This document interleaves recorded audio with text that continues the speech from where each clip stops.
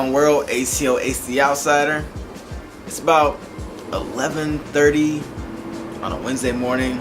Normally I would be late for work, but I can't be late for work if I ain't got no job. So check it out. I really left my job. Like I quit. It's the first time I've had to quit to not work. Like normally I quit because I got another job, but I quit like because I wasn't happy. And it's crazy. Like I'm here on my couch.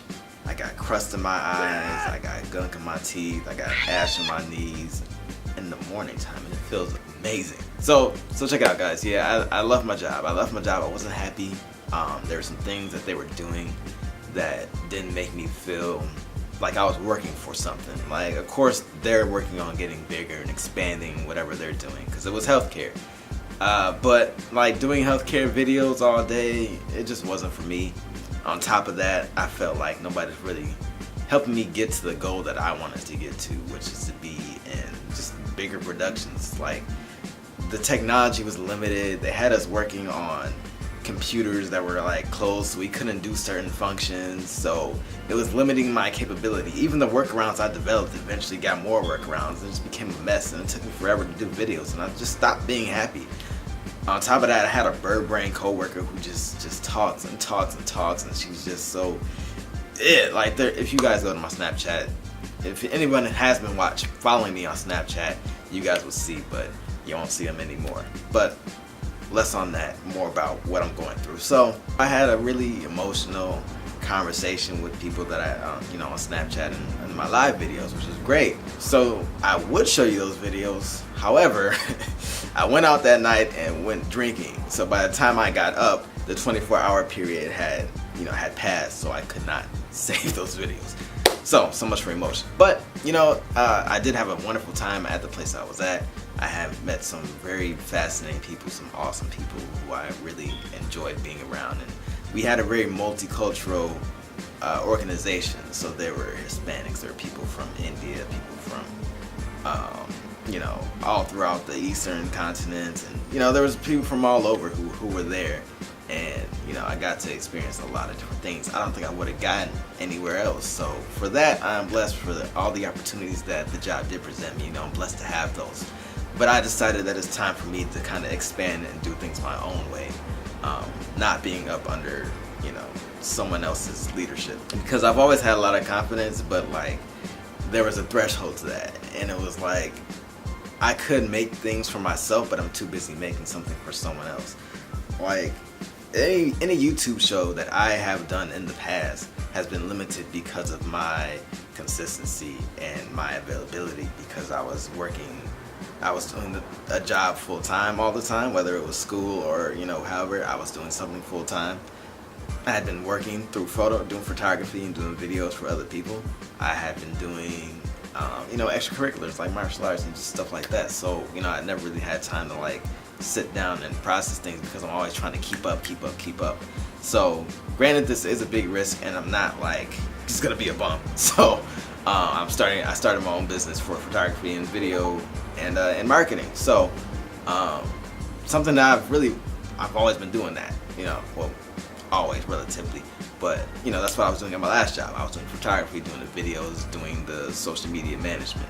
So I'm just doing that for other companies. It's definitely a leap of faith, I can say that for sure, because my backup plan wasn't all the way developed. Like it was there, but I felt like I couldn't get all the way into it to make it what it needed to be unless I left the job. Like if I stayed there, it would have been drawn out, I would have got sidetracked, I just would have been too tired. All this other type of stuff. I've been trying to keep myself up late at night and then having to dread going to work in the morning.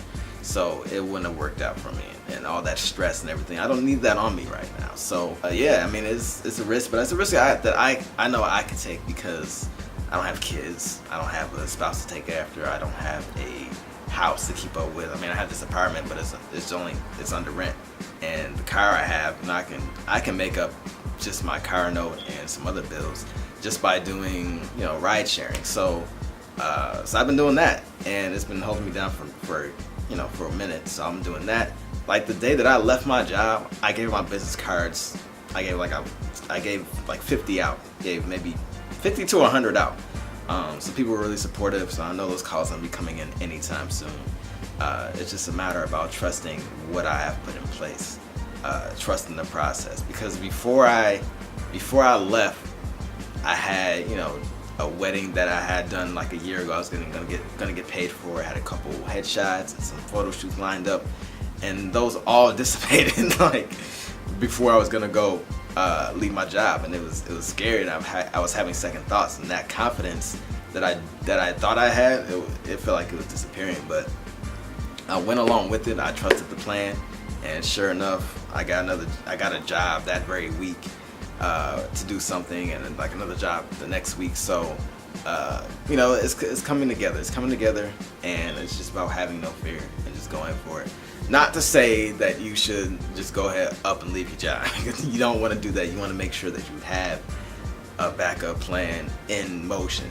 Not just like a plan, but it's in motion. Like my photography, everything else, those are already in motion. I was already doing the networking and all that stuff. So one of the other things I have to be weary of now that I don't have that 9 to 5, I have to be careful of other people, because other people might see that as an opportunity. Like, oh yeah, you can come do this thing with me now because you got all this free time. I don't have a lot of free time. Like, I still have to dedicate that block of time to working. So, you know, so I've had to distance myself from some people. Not because I don't like what they're doing, but just because I have to take care of everything on my end first and make sure my bread is secure.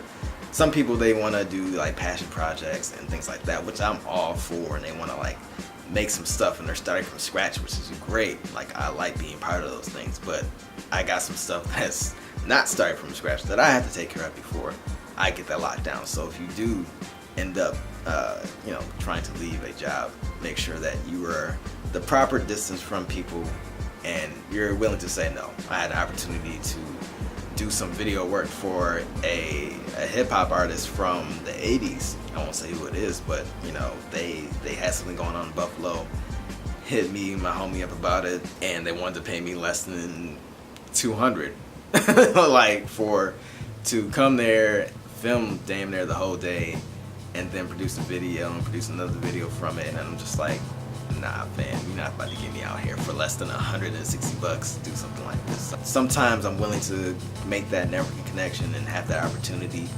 to make something of that connection, but not all the time. So you have to be careful about, you know, who you want to work with if you're doing those types of things.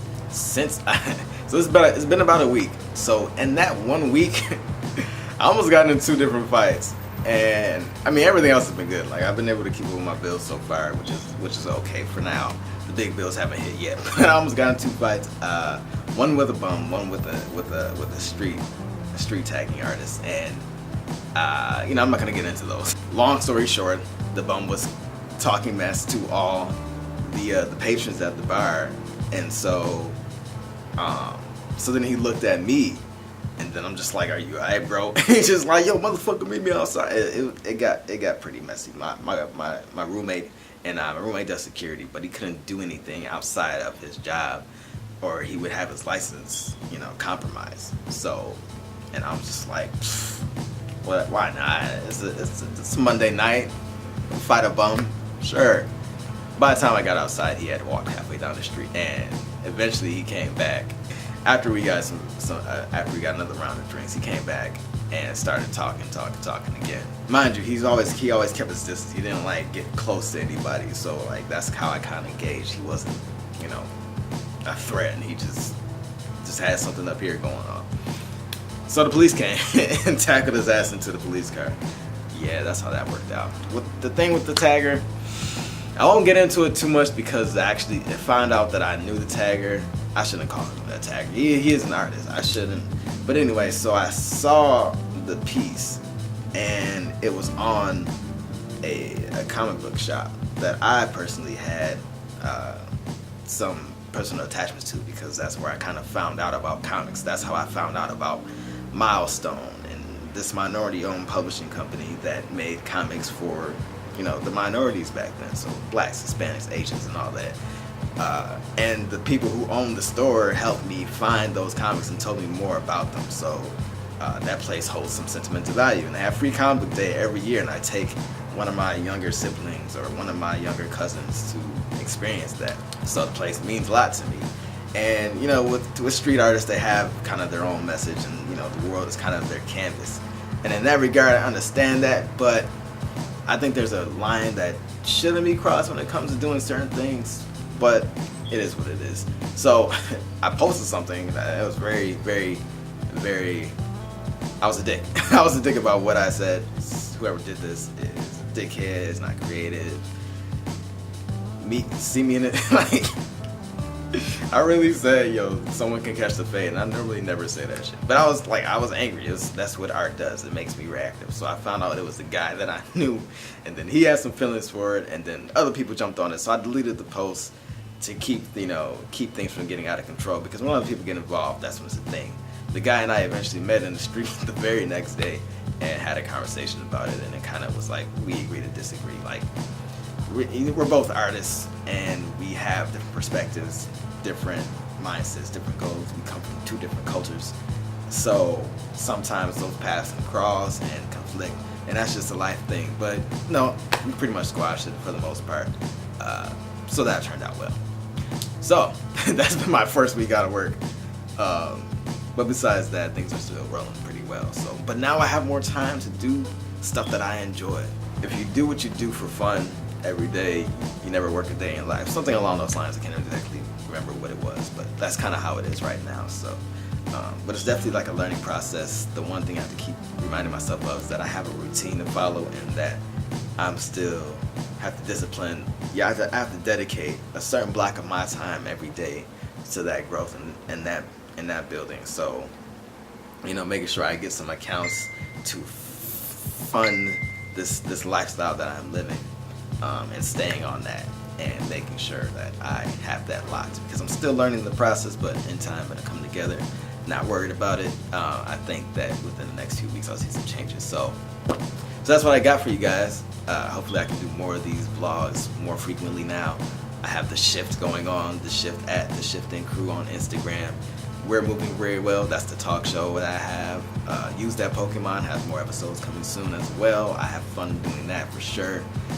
Capoeira, still learning that, still developing it. I've had to take a step back to take care of some stuff on the business end, but more videos from Soul Star coming up on that. My friend had me working on a short film, as I said before. And there's just so much that I have left coming up, so guys, just stay tuned. Thank you for following me. Thank you for everybody who's been watching me up to this point. Like, even though it hasn't been, you know, consistent, people have still been watching. I'm still getting like a couple hundred views on videos, so that's great. And my first video finally broke 1,000 views. Like, that's something I've been working on for like 6-7 years. It's kind of like, and now I know how a lot of the hip-hop artists in my town feel. Like, they work at something. They work at something. It feels like nobody's giving them play, and finally they get some type of breakthrough, and it's just like, they finally did it. Now I get it. Like, it's any form, it's any craft. You know, you bite at something, you bite at it, and you don't get anything from it. Then one day you actually get that bite, and bam, it's like fishing. So I gotta hear from the people. So if you guys want more Tune Trends, Use That Pokemon, you want more Soul Star, let a brother know, and we'll go from there. So guys, till next time, ATO, peace.